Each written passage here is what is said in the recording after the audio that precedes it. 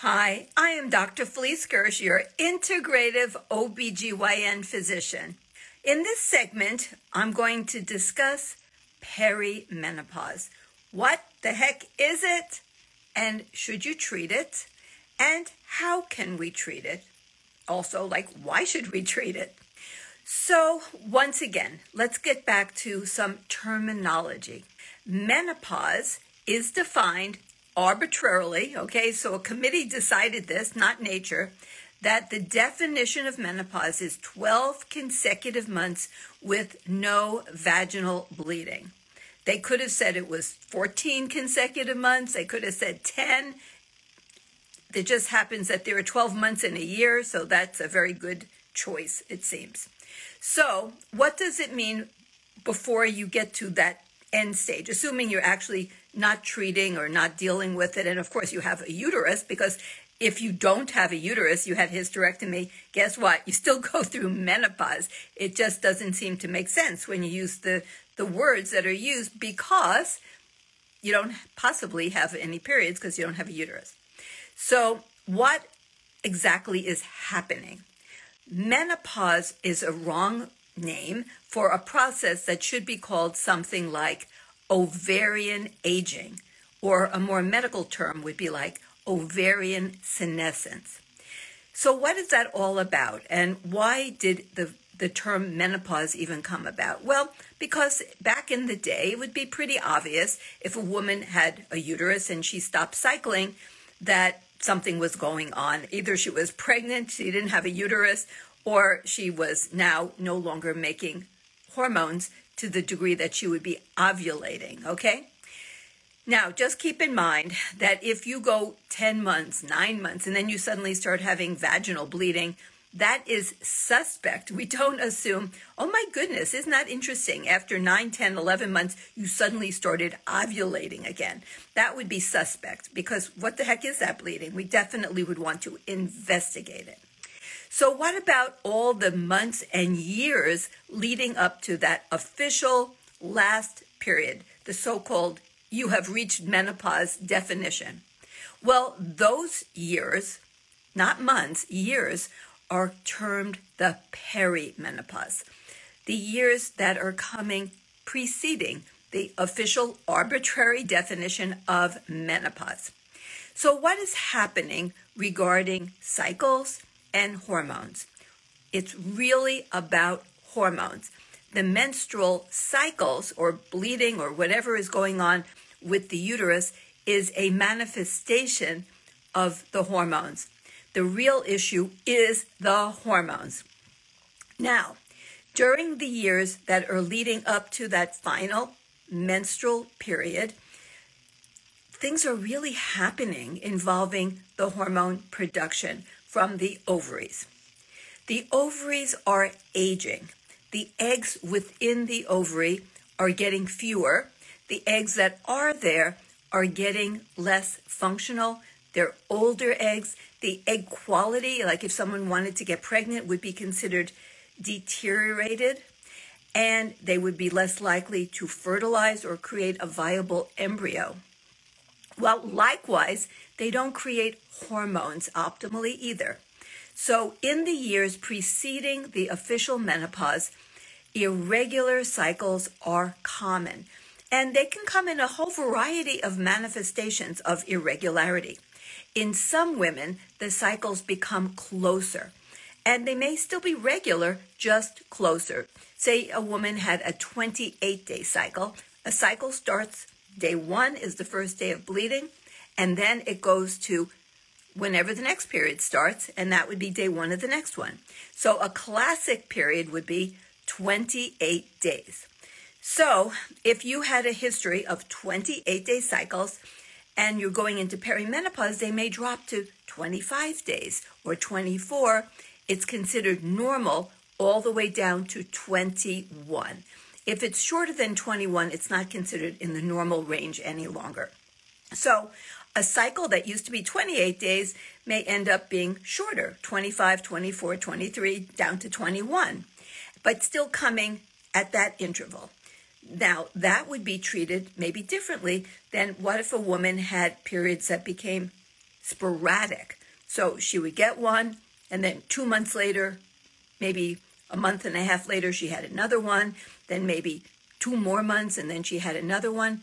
So that's another pattern of changing bleeding that we would also then think about treating differently.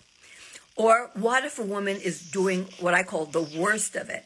That would be she bleeds, and then 2 weeks later she bleeds again. Then maybe she goes 30 days, and then she bleeds, and then 2 weeks later she bleeds again, and then 2 weeks later or 3 weeks later she bleeds again. So she's bleeding too frequently. That's the most challenging variety to deal with. Now, what about symptoms? Symptoms could be non-existent, or at least not obvious. They're not the overt. They may be covert. So overt symptoms, those are the ones that are obvious, blatant. That could be night sweats and hot flashes. They can start years before the final official menopause. What about sleep changes? Absolutely. Change in sleep patterns is very common in the perimenopause. Anything from can't fall asleep, can't stay asleep, early morning awakening, all of those are definitely common in the perimenopause. What about mood swings? Also very common. I've mentioned this in the past. Women in their 40s in the perimenopause have really high rates of new onset or exacerbation of prior history of depression. Really common. In fact, something like 25% of women in their 40s have new starts of SSRI antidepressants. That's a really high percentage of women started on antidepressants during their perimenopause years because mood changes, both anxiety and depression, are really common in women going through the perimenopause. What about vaginal dryness? Very common. It can happen years before that final period. What about things like loss of libido, change in sexual desire, or change in sexual sensations? Also really common. What about things that are maybe a little bit more subtle, like increased skin wrinkling? Definitely very common. In fact, a lot of collagen in the skin is lost in the years preceding that loss of the end of the cycles, that official menopause.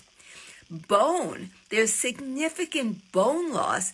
This is the covert types of symptoms. You can't see them or feel them, but you are losing bone during those perimenopausal years. What about the arteries? The arteries start developing plaque. Atherosclerosis starts accelerating in arterial layers, and the intima starts getting, the inner lining starts getting damaged, and plaque starts developing in the wall of the arteries years before that last final menstrual cycle occurs. And what about the heart? Well, as estrogen levels, and I'm saying estrogen, but I want you to know it's estradiol, the estrogen made by the ovaries, as those levels are declining, there are changes that can occur in the heart's ability to create energy. So you can have the development or the early development of mild diastolic dysfunction. That's a low energy heart that is stiffer when it opens for refilling with blood. So remember, the heart, it contracts, blood comes out, that's called the ejection fraction. It then reopens and it refills. That's called the diastolic. So think of it like a squat. You go down and then you come back up. The coming back up is the diastolic. It's like coming up from a squat. It takes a lot of effort and energy. And when you have reduced estradiol production coming from the ovaries, you can start having changes in that muscle of the heart, and it becomes lowered in terms of its energy production. So those things can happen and you don't feel it. Blood pressure can start to rise as the artery becomes less healthy and it becomes stiffer. And without enough estradiol, you don't make enough nitric oxide, that miraculous gas that keeps the arteries dilated and healthy. You're actually also increasing your risk of blood clots because nitric oxide also helps to prevent abnormal aggregation or clumping of platelets, creating inappropriate blood clots. Your immune system is changing, so you're more likely to have a less protective effect if you get infected with a virus. Your immune system is less robust. Your gut microbiome can be changing and become more dysbiotic or abnormal, and you can trend towards having an impaired gut barrier, also known as leaky gut. When you have leaky gut, you have more inflammation because you have toxins from inside the gut coming between the lining cells into the body proper, where the immune system does what? The immune system reacts with pro-inflammatory cytokines, a lot of inflammation. When you have a lot of inflammation, you increase insulin resistance, so then your blood sugar starts to go up, and along with that, your insulin starts going higher. So guess what that ends up being? Not only do you have some degree of insulin resistance because you have more insulin, you gain weight. So yes, weight gain in the perimenopause is also common. And where does that weight go? Where is the fat depositing? Around the organs, like fatty liver, fatty bone marrow, fatty heart, fatty pancreas, and belly fat. And you lose your cute little hourglass girlish figure. All of that is happening before the official menopause. So now that you know all of this is happening, and maybe even other things like regarding other organ systems, like you could be having more change in your joints, you could be trending towards osteoarthritis. So what are we going to do about it? Ignore it?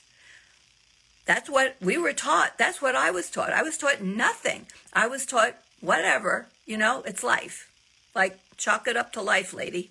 Well, we don't want to just chalk it up to life, lady. We don't want that answer anymore. What's the conventional approach? Well, this is what it is.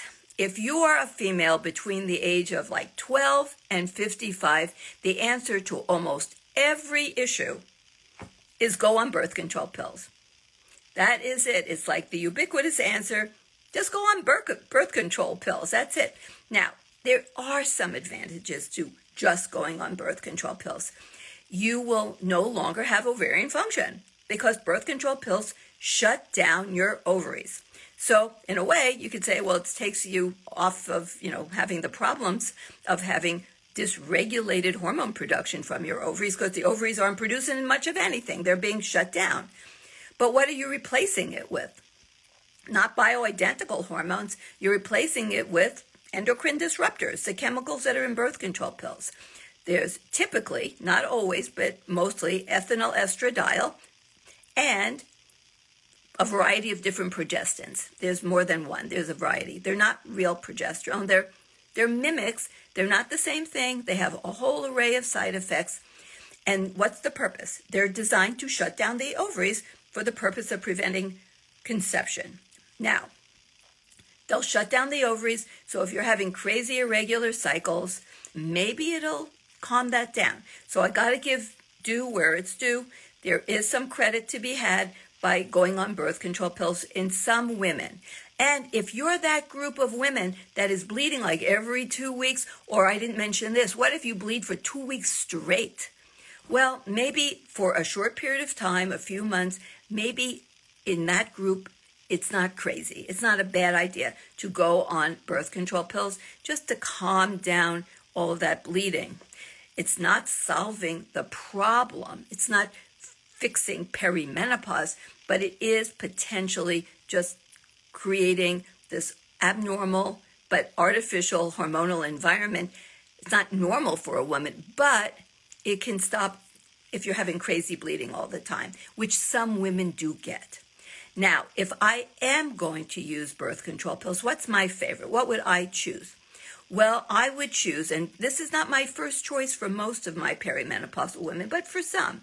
So in that group, I prefer the progestin-only pill that has drospirenone. Drospirenone is a unique progestin that has the most similarity to real progesterone. Now, it's not real progesterone, but when you look at how it binds to receptors, what it does, it has the most similarities.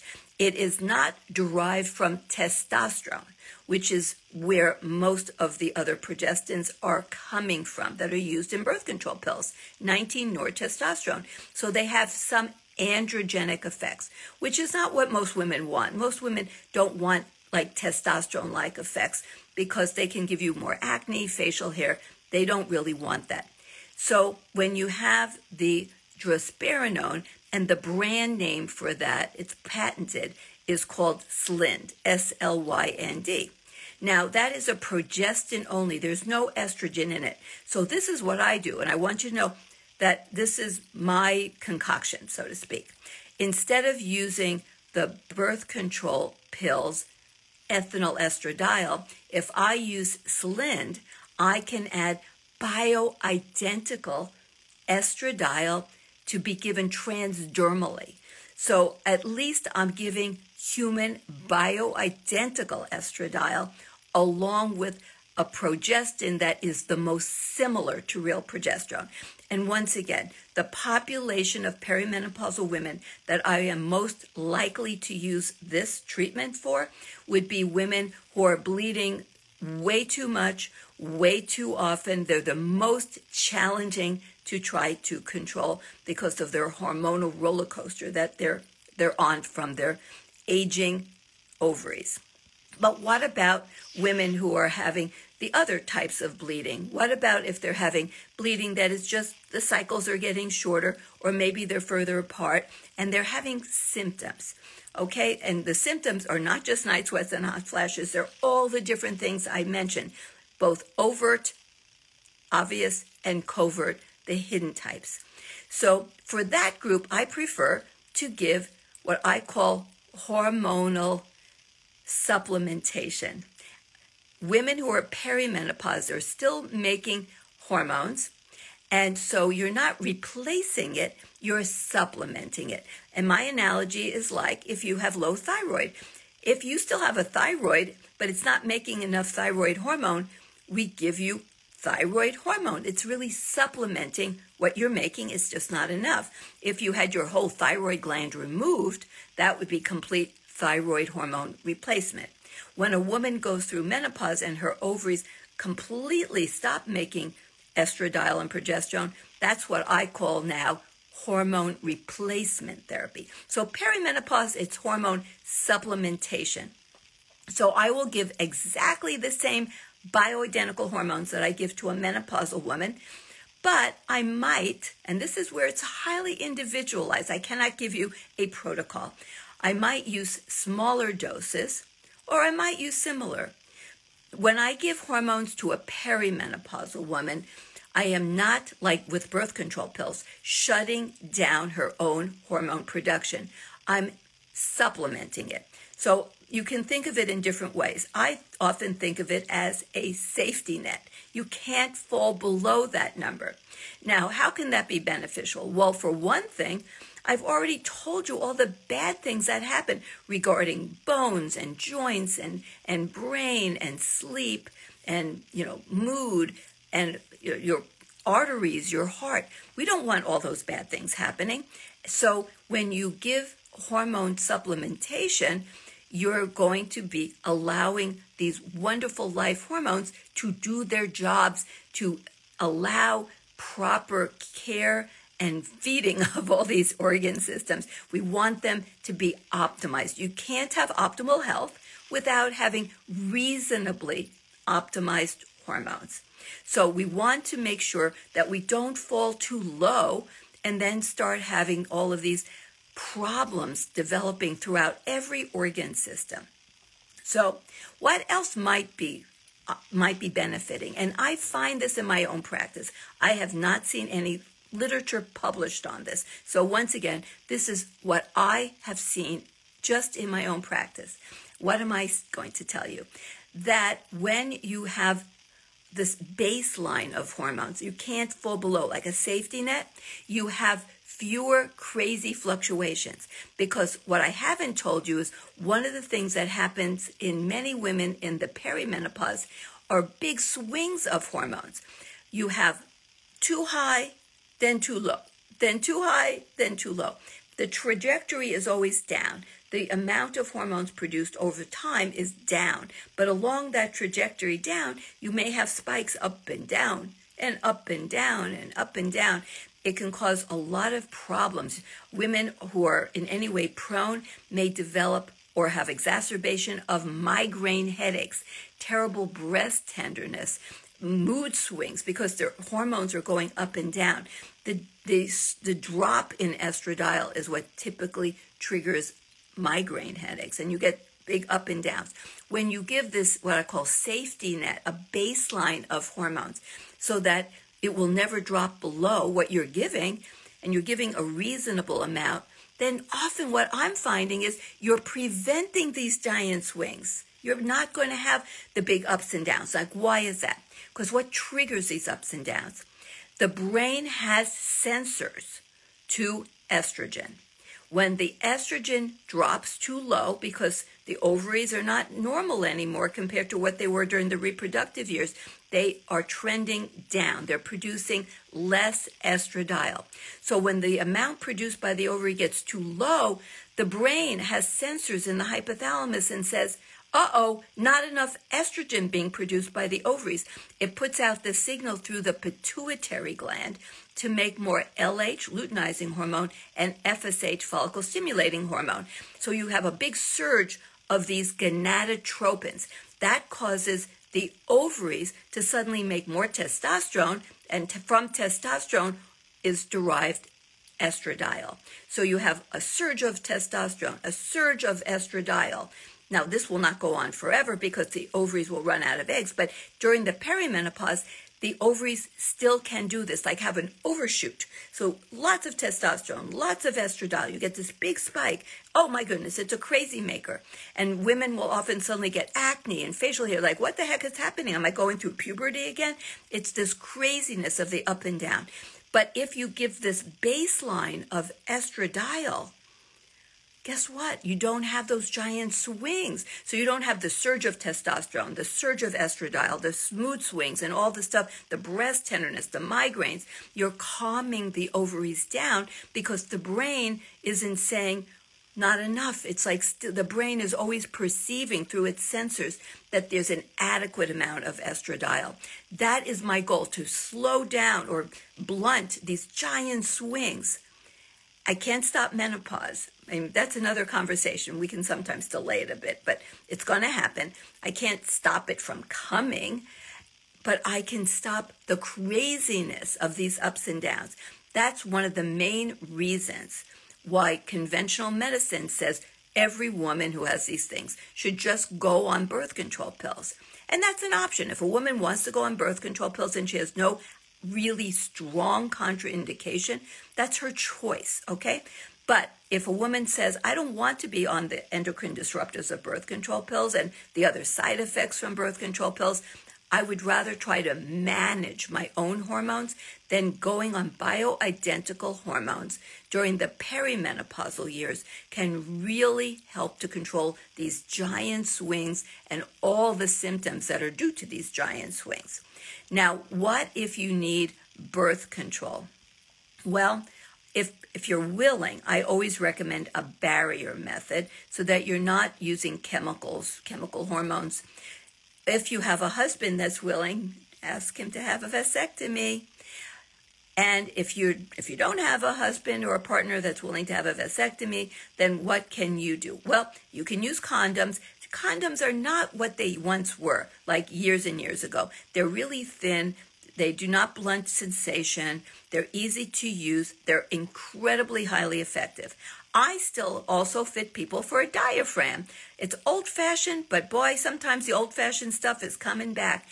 When used together with a condom, when you really use it, okay, it's as good as any other method, but the trick is to use it. The reason that these kinds of contraceptives get a bad rap is because people say that's my mode of contraception, but I didn't use it, okay? If you don't use it, it goes on the bad mark for the contraceptive because you had to actually use it. So if you say, I use condoms, but I didn't, then that goes on to the condoms like failure. It's considered a condom failure if someone who says condoms are their birth control method, but then they don't actually use it. It sits in the drawer. But if you're responsible and you use condoms and you can learn how to use a diaphragm, which can be put in up to 2 hours before you have intercourse, then it's great. Also, there's a newer kind of contraceptive on the market called Phexxi, which is like an acid gel. It's not a spermicide in the sense that it's not a chemical killer. It just changes the pH and makes the environment inhospitable to sperm. And that can be used with a condom. So those are actually very good methods. Of course, you can use an IUD. If someone's going to use an IUD, my personal preference is for the copper. There are some issues with that as well. If you use a progestin, these are levonorgestrel embedded IUDs, I would prefer the ones that you have to change more frequently because you're going to have a smaller dose. Less will be absorbed systemically. By that I mean it gets absorbed and goes into all your organs, and it has a very high rate of preventing ovulation and changing your own hormone production. So if you are going to use those, try to use the ones that you have to change frequently and they have a much smaller dose, which is why you have to change them more frequently. But they're better in the sense that you don't absorb as much of the progestin levonorgestrel, and it doesn't affect your ovaries as much to change ovarian function, because we love ovarian produced hormones. We don't want to shut them down, and we want to have the beautiful rhythms as long as possible. So we don't want to intentionally shut them down. Just as a side note, why do I not love birth control pills in this population particularly? Because birth control pills are pro-inflammatory. We're talking about women that are approaching menopause when they're already becoming more pro-inflammatory. We don't want to accelerate hypertension, atherosclerosis, blood clotting. Birth control pills are not recommended in smokers, women with bad high blood pressure and cardiometabolic diseases. You'd never give it to a woman if she just had a stroke or a heart attack.